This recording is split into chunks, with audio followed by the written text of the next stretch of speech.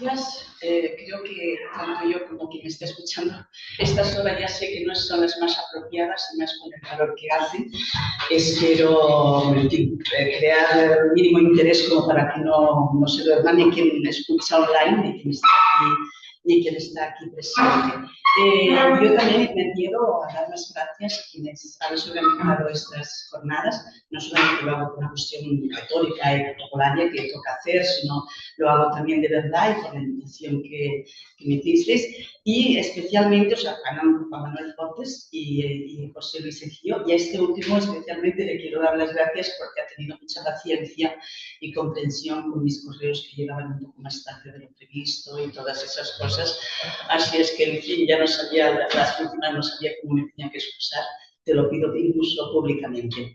De lo que yo voy a tratar esta tarde en mi intervención, y voy a intentar hacerla breve porque para no alargarnos demasiado, es el producto, como ha dicho él, es el producto, un pequeño producto, de una investigación con la que estuve trabajando en la Universidad de Sevilla, dirigida en el proyecto de investigación más dirigido por Mercedes, la profesora Mercedes Arriaga, y este trabajo, este proyecto era la traducción de textos de la querella, pero de textos de autores italianos, de textos filóginos. La misoginia ya la conocemos demasiado y ya se ha hecho, o sea, nos decantábamos por una cuestión concreta, sobre todo porque la filogenia es la que está hablando de las mujeres, no la misoginia. Entonces, quiero recordar que lo que yo voy a decir aquí también ha estado, tiene que ver con la colega con la que he estado trabajando, que es María Dolores Ramírez Almazán, y con la que sí, bueno, pues la traducción que se iban haciendo de una serie de libros, y nosotros nos hemos encargado de eso. Y este proyecto me ha dado la oportunidad de acercarme a esta autora, Agustín Strozzi y Margarita Cantemno, que yo no conocía porque lo conocía de manera tangencial. Es verdad que mis investigaciones siempre se han centrado más en el contexto hispánico, dentro de España, bueno, hispánico, castellano, catalán, portugués también, o sea, y sobre todo 15 y 16. Por eso me hubiera gustado estar ayer también, pero no fue posible, porque sí que había varias intervenciones que por los títulos y también por el conocimiento me hubiera interesado. Pero bueno, no puedo ser, tenemos otros, no estamos todavía de vacaciones.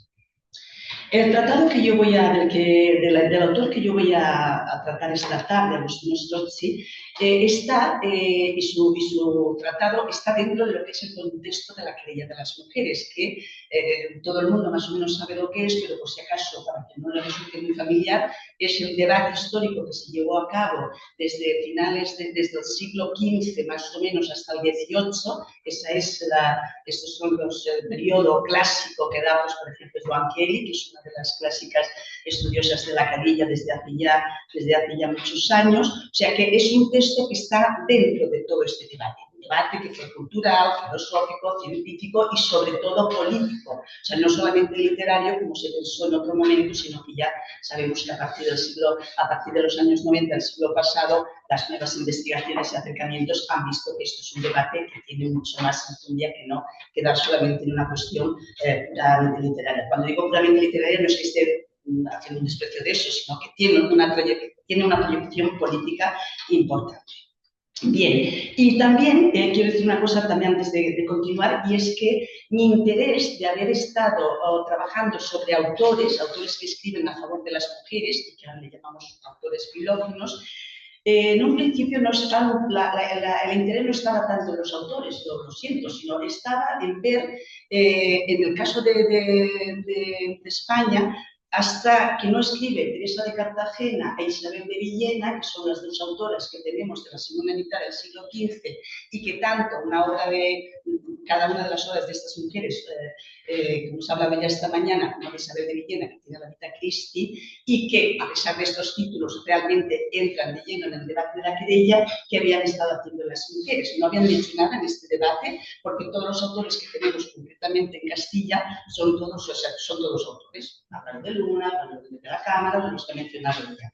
Pero a través de Cristín de Pisani y de otras historias que iba leyendo, claro, lo que sí se ha ido viendo, y lo que sí vi, por esto, digo que esto es por lo que voy a acercar a los autores, que hay una parte de mujeres que no escriben, no son autoras, no son ellas las autoras materiales, no son las que escriben el texto, pero sí que tenían su intervención haciendo que se escribiera. sea, y la influencia que muchas mujeres van a tener en esta escritura, en estos tratados que se van construyendo a su favor para crear opinión que les sea favorable, las pone también, o sea, se ha entendido como una participación dentro de la creencia de las mujeres.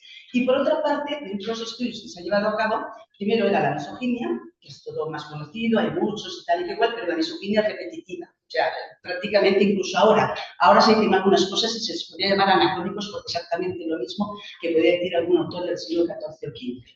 Después han estudiado las autoras, que es muy necesario conocerlas, y ahora una tercera acercamiento que es estudiar esta pequeña genealogía, pequeña pero que ha estado ahí, de hombres, como le llama Luisa Mudaro, la filósofa Luisa Mudaro, y Cavalieri de Ledón, le llama, ¿no? O sea, con este nombre sí que puede sonar un tanto galante, no, pero tiene unas connotaciones más. Entonces, estudiar esta pequeña genealogía, pequeña pero insistente que ha estado, de hombres que han escrito a favor de las mujeres, o sea, y eso no quiere decir feministas, porque ese término tampoco no sería a lo mejor el apropiado, pero sí que no han practicado, no han hecho la misoginia, o sea, un poco tiene que ver también con lo que esta mañana he hablado, pero bueno, en este caso, o sea, esos hombres que también pueden ser un peligro para los otros, porque justamente no incidían esta virilidad que podían pensar que estaban ahí en la amenaza. Bien. O sea, estos son en todo caso los autores que a mí me interesan, porque todos ellos, como veremos, están totalmente relacionados con un contexto femenino y con mujeres. De acuerdo, o sea, quería hacer esta introducción un tanto larga, pero... Agostino Strozzi es considerado uno de los autores filógenos más significativos en lengua italiana de finales del siglo XV. Defensione delle donne, que se publicó en 1501, o sea, principio del XVI, su obra más conocida fue solicitada y patrocinada por su prima Margarita Cantempo y dedicada a ella, una mujer relevante en los círculos culturales de la segunda mitad del siglo XV del norte de Italia, con quien mantuvo una estrecha relación de amistad y de intercambio intelectual. Y esto es importante, como veremos. En Italia, pero no solo, los autores de obras filógenas, en su mayoría, tienen una estrecha relación de amistad intelectual o familiar, o todas a la vez, con mujeres que pertenecen al ambiente cortesano y que se valen de su posición social y cultural para influir, solicitar y comisionar obras en su defensa, como es el caso precisamente de Margarita Cantempo. Disculpad.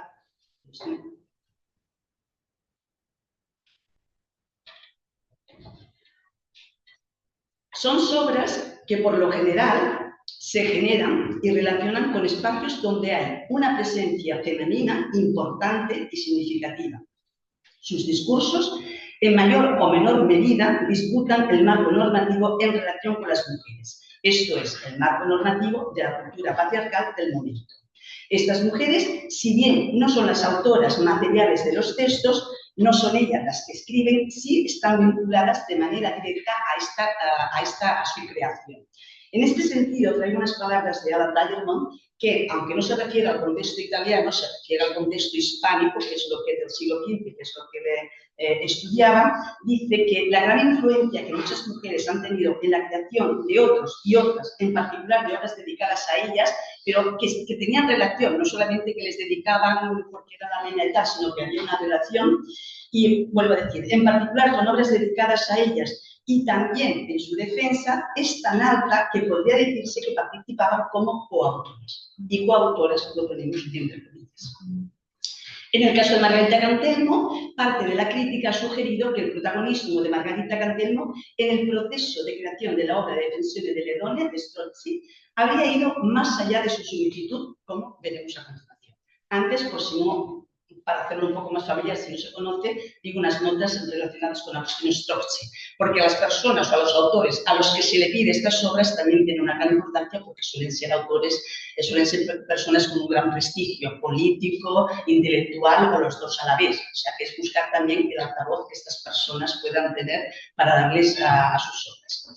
Agostino Strozzi, que es un religioso agustino, nació en 1450 en la rama de la familia Strozzi, que se había instalado en Mantua a principios del siglo XV, procedente de Florencia. Estudió en la Universidad de Ferrara, hacia la década de 1470, no se sabe muy bien porque, aunque en su época era muy conocido, después todavía seguimos teniendo muchos datos, a veces se habla un tanto misterioso de él, o sea, porque siguen faltando datos para saber un poco más de su vida. Pero bueno, por un tiempo fue prior y visitador general de la Orbe. Strozzi era un intelectual reconocido y estimado por figuras relevantes de la época, como el célebre erudito Matteo Bozzo, o Bozzi, lo podemos encontrar de las dos maneras, y por otros intelectuales contemporáneos que le conocían y admiraban como humanista y cortesano también Mario Equícola, secretario de la familia Cantelmo, precisamente. Destacable sin duda también la estima que le tenía Isabel de este, como se sabe es la duquesa de Mantua y la figura más relevante del Renacimiento italiano, de cuyo círculo íntimo de amistades forman parte nuestro autor, al igual que su prima también, Margarita Cantelmo, con la que va a tener una relación de por vida, a lo largo de toda su vida y muy estrecha, aunque no me voy a detener mucho en ello. Una relación que desde el pensamiento de la diferencia sexual, en estas figuras que hablan, podríamos llamarle de afidamiento, pero bueno, ya si acaso hablamos más tarde de ello. Los reconocimientos y valoraciones de los que era objeto en su época ponen de manifiesto el prestigio de Strozzi y es un indicador del alcance que, sin lugar a dudas, podía tener sus obras y su mensaje, sobre todo defensión del enorme entre el público cortesano e incluso más allá. Llama la atención que esta obra, sin duda su obra más conocida de cuando se recuerda de Agostino Strozzi, tanto en latín como en lengua vernácula, y casi todas eran de temas religiosos, nadie, ni los historiadores italianos del siglo XIX clásicos como Carlo Darco o Pompeyo Lita, ni ningún historiador de los cánones agustinos la menciona. O sea, no aparece mencionada por ningún sitio de esta biografía que os estoy diciendo.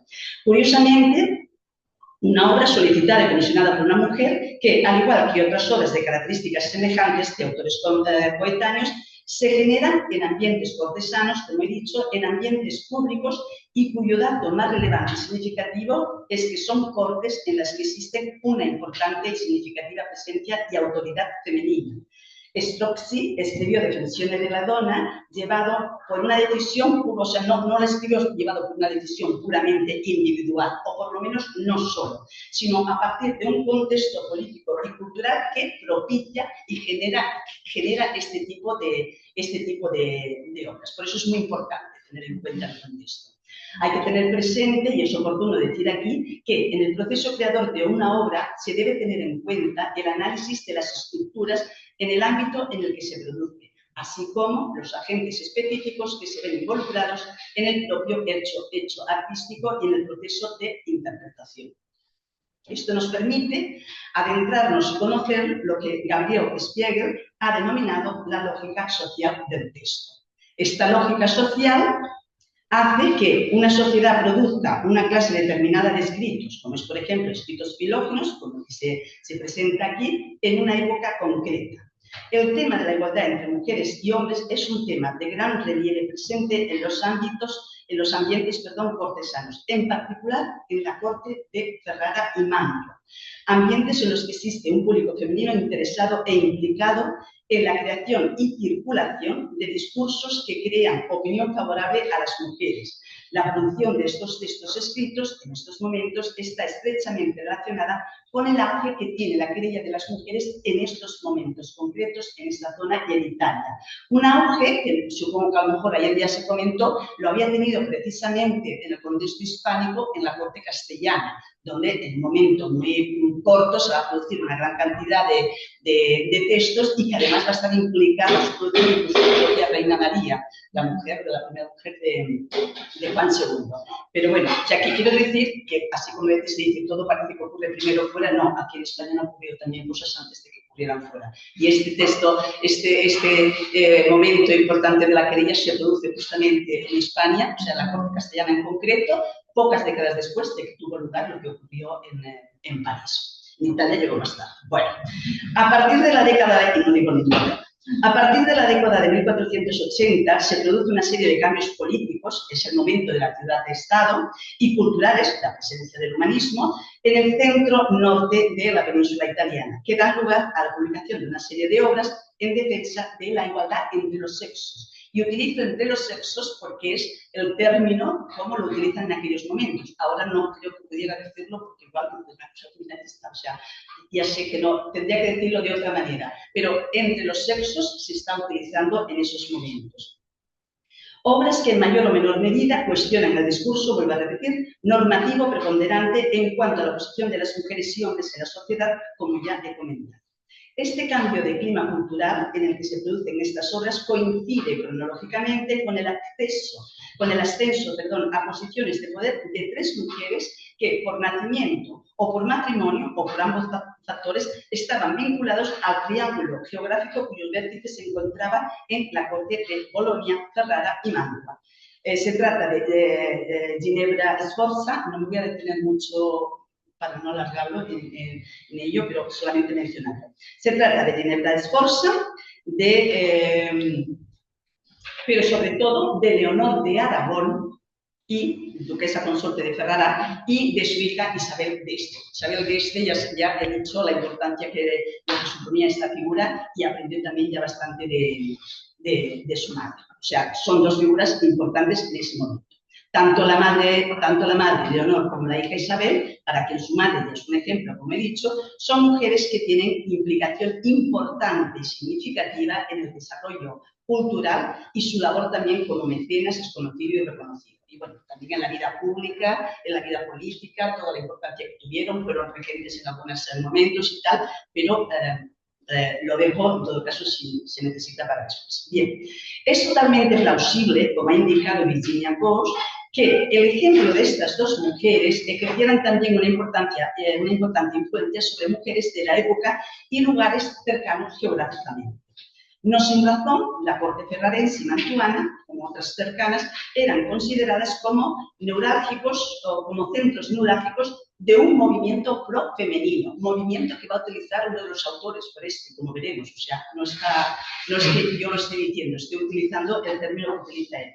Centros neurálgicos, vuelvo a repetir, de un movimiento pro-femenino. En este sentido, afirma Ghosh que el desarrollo profemenino, ella utiliza el término feminista, que se da en la corte de Ferrara y Mantua, en la época de Leonor de Aragón e Isabel de Este, no es ajeno a la importancia o a la importante presencia de mujeres escritoras que confluyen entre 1480 y 1490, como son Cassandra Fedele en Venecia, Laura Ceretta en Brescia, Laura Benconi en Verona y Alessandra Scala en Florencia. O sea que la presencia de todas estas escritoras y que todas estas mujeres nobles conocían perfectamente, vuelvo a repetir, no es ajeno a este empuje que va a tener.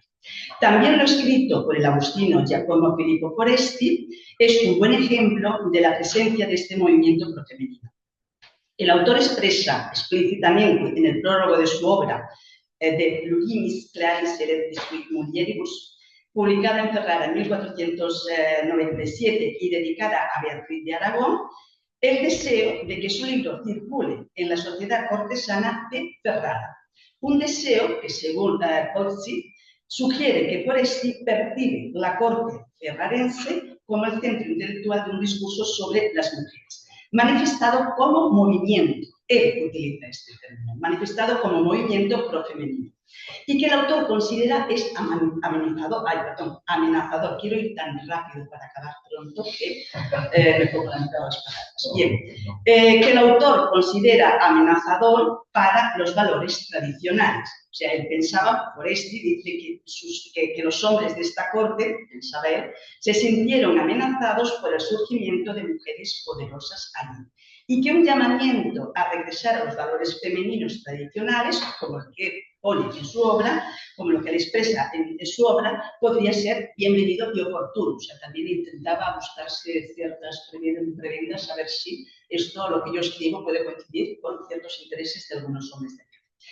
Fue a la corte de Ferrara a la que Foresti dirigió su crítica implícita a las mujeres que transgredieron los límites de los roles tradicionales y los comportamientos adecuados, según la normativa patriarcal. Claro está, no va a criticar directamente a Leonor de Aragón, pero sí a las mujeres que están en esta corte.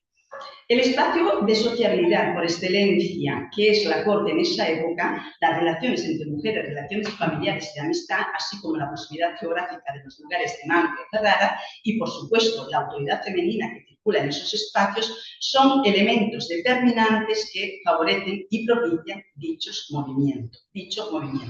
Como, vuelvo a repetir, se había producido unas décadas antes en la corte castellana en el siglo XV.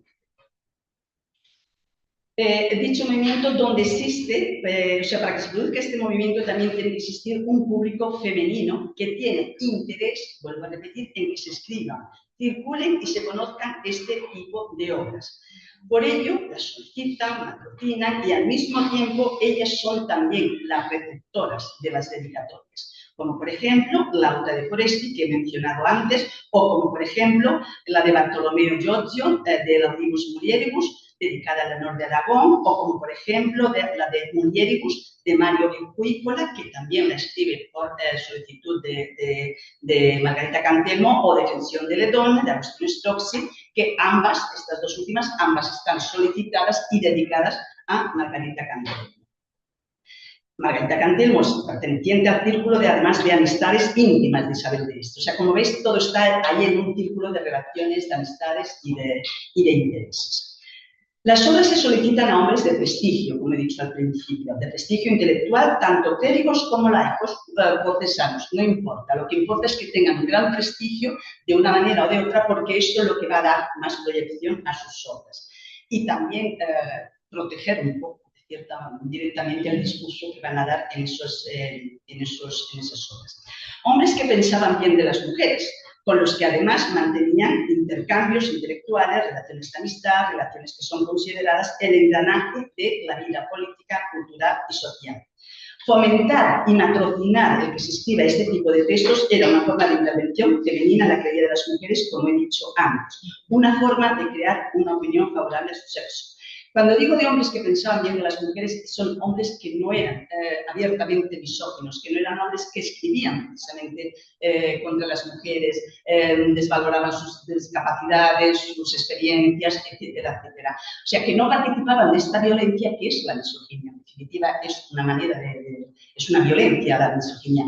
Y es verdad que a lo largo de la historia no ha habido siempre la misma presencia misógina, pero sabemos que en el XV se va a contestar, pero que a partir del siglo XIII, con el origen de las universidades, las obras de Aristóteles que se hacen obligatorias y que es cuando se decide científicamente en la universidad que las mujeres son inferiores por naturaleza, también va a haber un crecimiento y un refuerzo de la misoginia, ¿no? Que después se va a ir contestando. Bien. O sea, esta manera de decir, matrocinar estas obras es una manera de hacer política.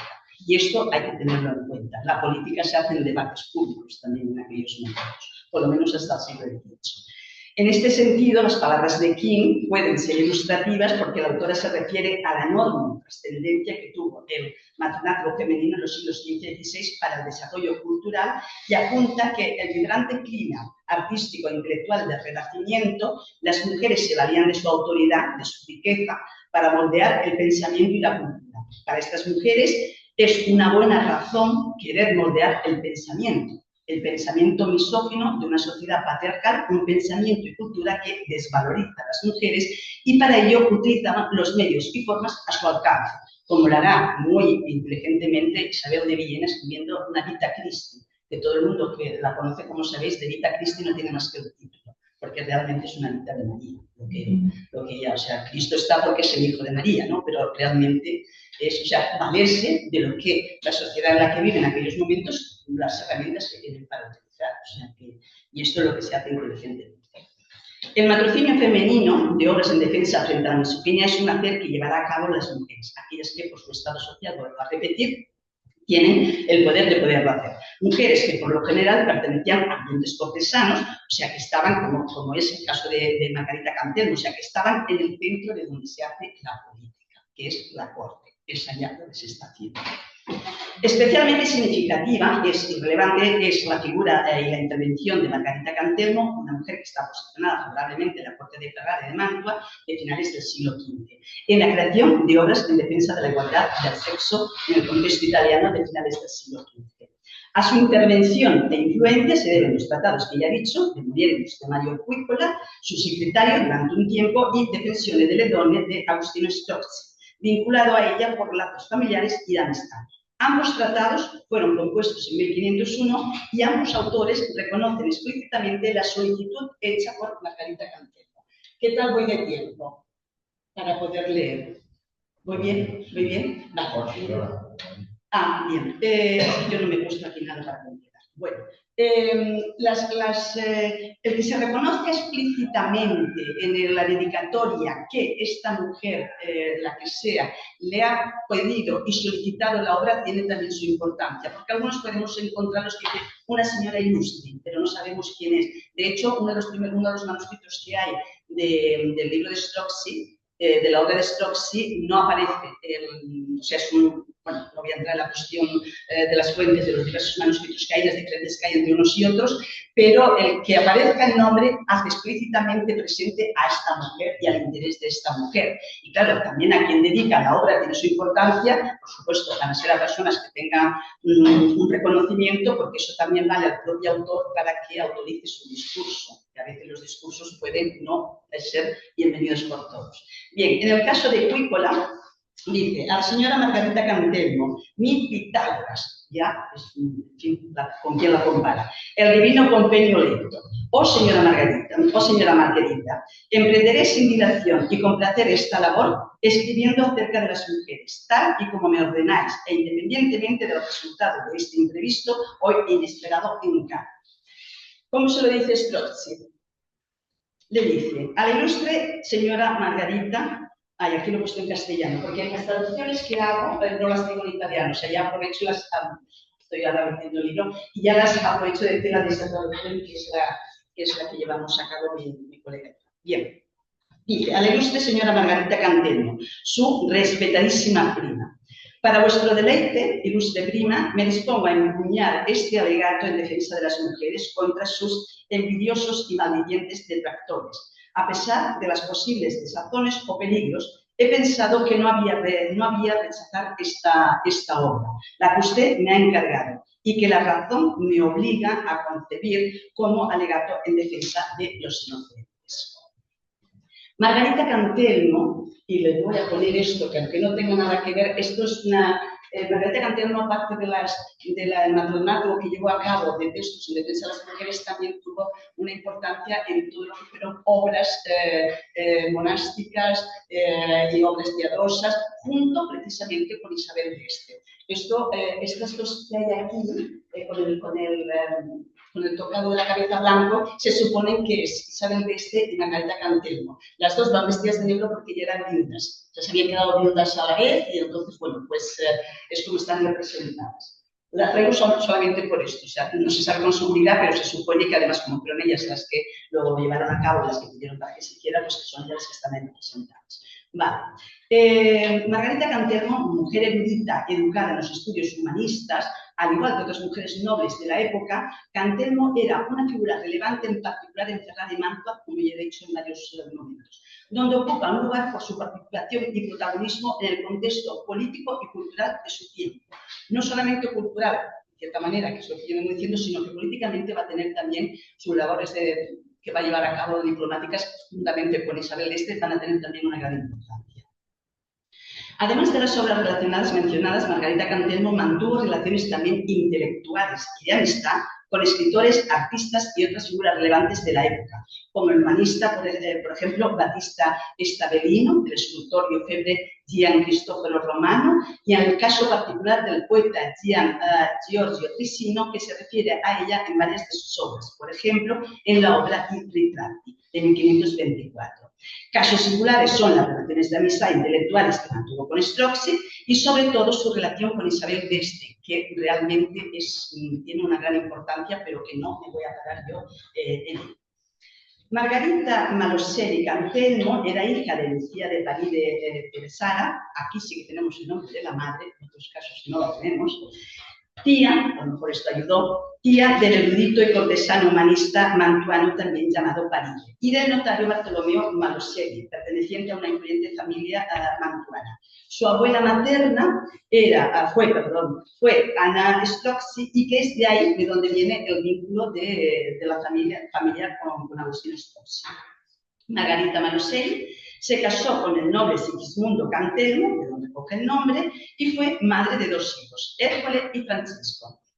En su primer momento, Margarita Cantelmo es conocida sobre todo por su estrecha relación de amistad con Isabel del Este, pero no por ella misma y por ella propia, sino por la relación que tuvo con Isabel del Este. Amistad que se mantuvo a lo largo de 40 años y que es bien conocida a través de la correspondencia que mantuvieron durante todo este tiempo. Correspondencia que está publicada y que es bastante abundante.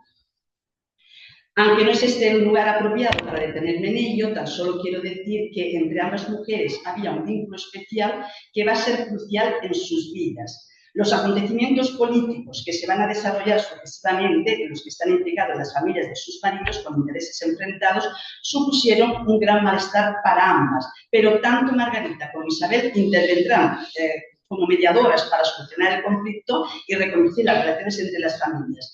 No lo consiguieron siempre, pero ellas siempre se van a mantener su relación, van a mantener su amistad por encima de los enfrentamientos que van a tener los maridos y ambas familias. Fue precisamente con su íntima amiga Isabel d'Este, a quien además Margarita Cantelmo, que murió en 1532, 7 años antes que su amiga, la dejó al vaciar de su testamento. O sea, le dejó el testamento a ella para que llevara a cabo aquellas obras que todavía habían quedado a medias por hacer y que tenía plena confianza en que su amiga Margarita d'Este la llevaría a cabo. Y después, cuando muere Isabel d'Este, como no se había acabado de hacer todo lo que quería su amiga, deja ella también una disposición de qué se tiene que hacer con el testamento de su amiga. O sea, que todo queda ahí bien atado. Si la amistad de Margarita Cantelmo con Isabel del Este fue crucial en su vida, también lo fue la que vengo hablando, la importante relación de amistad que mantuvo con su primo y amigo Agostino Strozzi. La amistad era precisamente también un tema importante para Margarita. Aparte de la igualdad entre los sexos, la amistad era una de las cosas también importantes y de interés en su vida, y de hecho también solicitó un tratado sobre la amistad a su primo Agostino Strozzi, que dedicará a ella, a sus hijos y demás.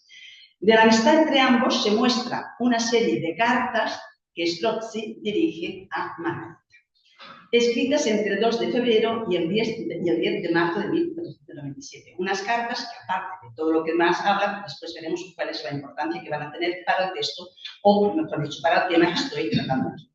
Strozzi firma las cartas con diferentes fórmulas, pero todas ellas son significativas como expresión de sus sentimientos. En ocasiones lo hace como vostro Agustino, otra con su seudónimo Eufilo o simplemente vostro Fidele. A Margarita, en varias de las cartas, se dirige a ella como Pandora. Y se refiere también a su poema titulado Pandora, que estaba componiendo a petición de ella, en el que Margarita se convierte en la ninfa Pandora, amada, que realmente representa la amada del alter ego de Strozzi, el pastor Eufilo, que es el nombre que se pone. El epistolar Pandora de Strozzi tiene poco en común con esa figura clásica que a menudo fue un ejemplo de misoginia. La Pandora de Strozzi es más bien una musa poética completamente virtuosa y cristianizada. Además, Pandora aparece de forma destacada en la conclusión de Defensione delle Donne, como la verdadera y perfecta Pandora, revestida por Dios mismo de toda gracia y virtud. Allí Pandora se le convirtió en la misma Virgen María, personificación del valor femenino y prueba de la necedad de la misoginia. Como se sabe, en todos los tratados escritos en defensa de las mujeres, que sean por autores y por autoras, por lo menos en el 15 y el 16, la figura de la Virgen está siempre presente, porque es la excelencia, o sea, mejor dicho, la figura que tiene la excelencia, las virtudes por excelencia de las mujeres, y es la Virgen María, y a la que se supone que nadie va a contestar que no tenga esa excelencia. Por eso siempre aparece en estas obras. Y en la Ciudad de las Damas es la reina que al final va a gobernar y va a gobernar esta ciudad, es la Virgen María. Retomando de nuevo la labor de Margarita en la creación de obras profemeninas y de la igualdad entre los sexos, es bastante probable que los tratados de defensa de las mujeres que Margarita Cantelmo encargó tanto a Strozzi como a Equícola fueron concebidos como respuesta al De Plurimus Claris Electis Qui Mulieribus de Foresti, publicados en el 1497, precisamente.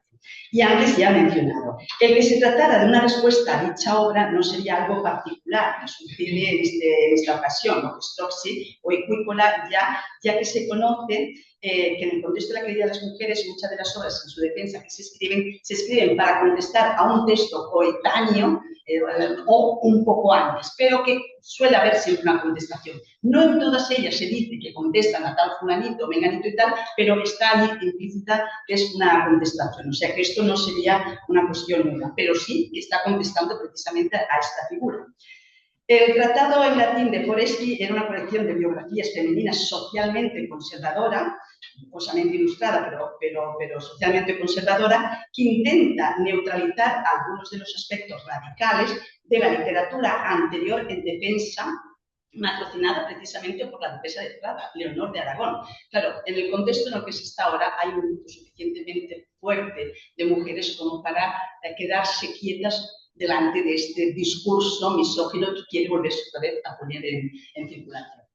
Fue a Ferrara a donde Foresti dirigió su crítica implícita a las mujeres que trascendieron los límites de los roles tradicionales y del comportamiento adecuado según los roles de género patriarcales de la época. Recordemos que es precisamente en relación con esta corte que Foresti hablaba de un movimiento femenino, o sea, un movimiento, ya no habla de una u otra, sino un movimiento. Esto ya tiene más entidad. Parte de la crítica ha sugerido que el protagonismo de Margarita Cantelmo en los tratados mencionados habría sido más allá de su solicitud, llevando a cabo incluso una intervención importante en el proceso creativo de la obra, como ya he dicho al principio, en concreto de defensiones de Ledone de Strozzi.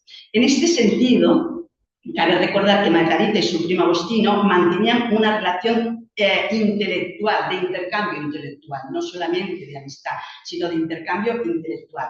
Y disfrutaban de una relación de amistad que iba más allá de todo este parentesco y abarcaba también un interés intelectual compartido por el tema, como así muestra una serie de cartas que Strozzi dirige a Margarita, escritas en 1497, a las que me he referido antes. Es a través de esta correspondencia por lo que se conoce más la relación intelectual y, en particular, la implicación directa de Margarita en la composición del Tratado de Defensiones de Ledone, ya que unos años antes de que Strozzi lo escribiera, que fue en 1501, ya se reflexionaba sobre algunos de los temas que unos años más tarde se plasmarán de forma explícita en Defensiones de Ledone.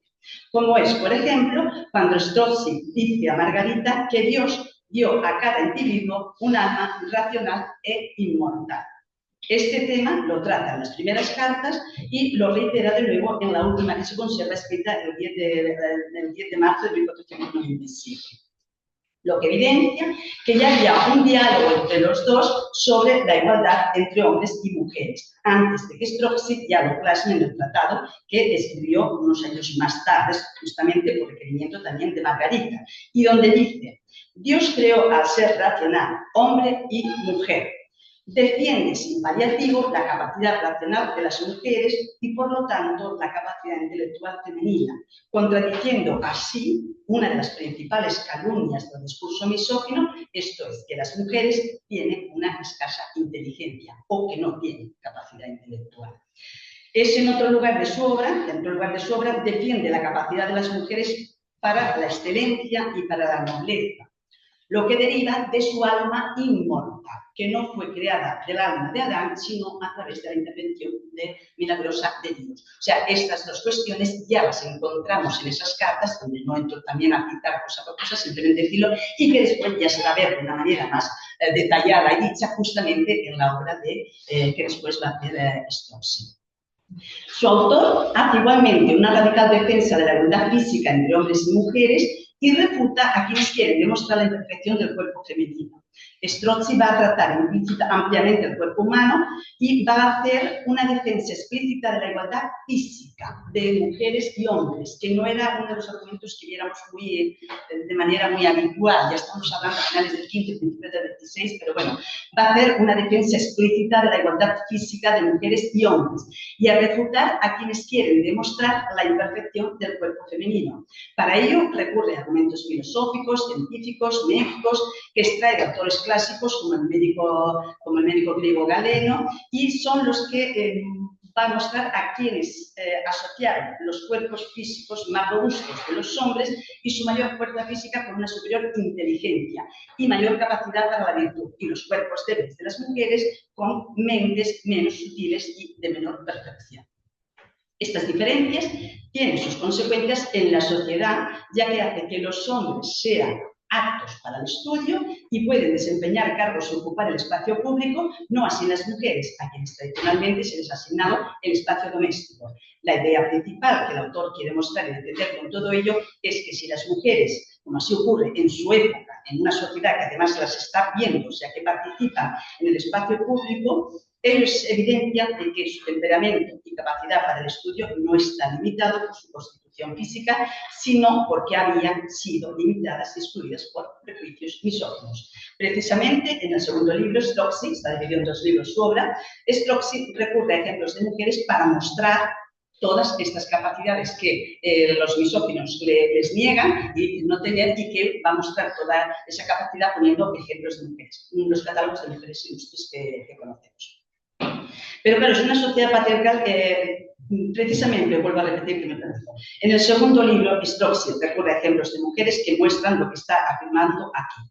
Es decir, que no es una constitución física, ni natural, lo que limita que las mujeres participen y hagan unas cosas u otras, sino la cultura o una sociedad patriarcal en la que vive. Se trata de una cuestión construida y mantenida por sus leyes y sus normas socialmente, algo que ya dijo Christine de Pizan. O sea, muchos de los temas que encontramos en los tratados después filóginos, escritos tanto por hombres como por mujeres, ya tienen sus vicios, las ideas ya están puestas en Christine de Pizan. Estas ideas formuladas, ya he dicho, están ya en Christine de Pizan. La igualdad física entre mujeres y hombres que defiende Strozzi le lleva a otra de las cuestiones importantes presentes en su obra. Y estos son los argumentos que le da la radicalidad a esta obra, Strozzi, considerada la más radical, y qué es lo que relacionan, que es porque había una relación con Margarita. Se estaban hablando de los temas, ¿no? Debatiendo sobre ello. Strozzi alude a la disparidad entre hombres y mujeres en las ocupaciones de cargos públicos, siendo para los hombres los de mayor prestigio. Esto no se debe, otra vez, vuelvo a decir, por naturaleza, que las mujeres sean inferiores, sino que se trata, vuelvo a decir, de una cuestión social. Y leo muy rápidamente. ¿Me da tiempo una cita rápida? Sí. Voy acabando. Bien, pues entonces lo voy a dejar. Él dice, o sea, está diciendo que si vuelvo a repetir, si las mujeres no ocupan unos puestos en la sociedad de todo tipo, en la obra realmente, o sea, en el gobierno, en la política, en los tribunales, allá, en todo lo que hay, o sea, todos aquellos partes que forman una sociedad, todo que pueden ocuparlas no tiene nada que ver que tengan, porque no tienen una inferioridad física. O sea, no es una cuestión natural, es claramente una cuestión social de una sociedad que se ha construido de una manera determinada, con unas leyes determinadas, con unas instituciones determinadas. No voy a leer la cita, pero la cita, o sea, es que es la actualidad de lo que está diciendo. Desgraciadamente sigue vigente muchas de esas cosas, y no si nos remontamos ya a según que otros lugares de lo que se está diciendo. Mejor no lo dejamos, ¿no? Pero según lo que estén diciendo desde algunos espacios ahora, prácticamente, es que no sé si son ahora o son del siglo XV lo que nos están diciendo, o sea que sí que son bastante anecdóticos. Bien, para concluir, Margarita había sido no solamente una inspiradora, no solamente había solicitado estas obras. Muchas veces las mujeres dicen, bueno, no voy a ser yo la que voy a poder escribirlo, voy a buscar a quien lo pueda escribir y además seguro que no será tan cuestionado como si a lo mejor fuera yo.